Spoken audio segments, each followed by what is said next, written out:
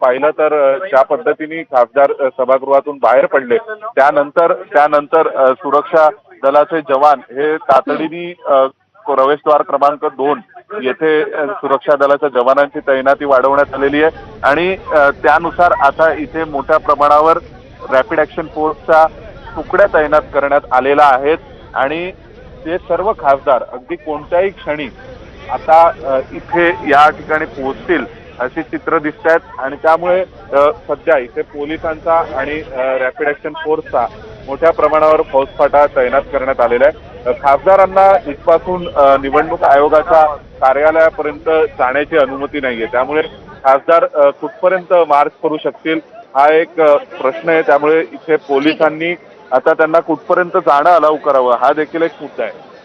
अगदी सोमेश, आपण या दृश्यांमध्ये बघतोय राहुल गांधी, प्रियंका गांधी हे यामध्ये सहभागी झालेले आहेत। कोण नेमकं नेतृत्व करणार आहे या मोर्चाचं, या संदर्भात काही ठरलंय का?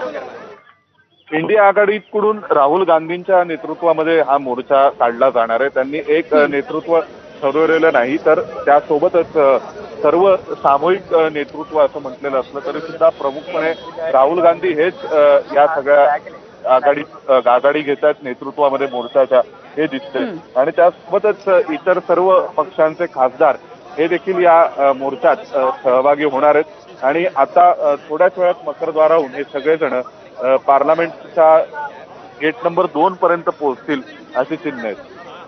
बरं सोमेश, मात्र असं कळतंय की या मोर्चाला अद्यापही परवानगी नाहीये, त्याविषयी काही कळू शकलंय?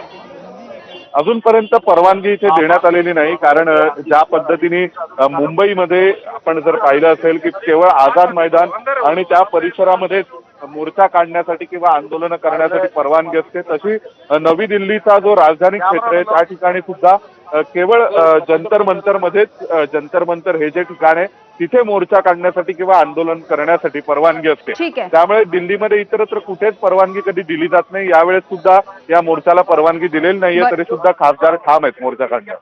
ठीक आहे सोमेश, असाच सोबत राहा। याच ठिकाणावरून आमच्या प्रतिनिधींनी आढावा घेतलाय, तो सुद्धा आपण बघूया। विपक्ष के तमाम सांसद संसद भवन परिसर से चुनाव आयोग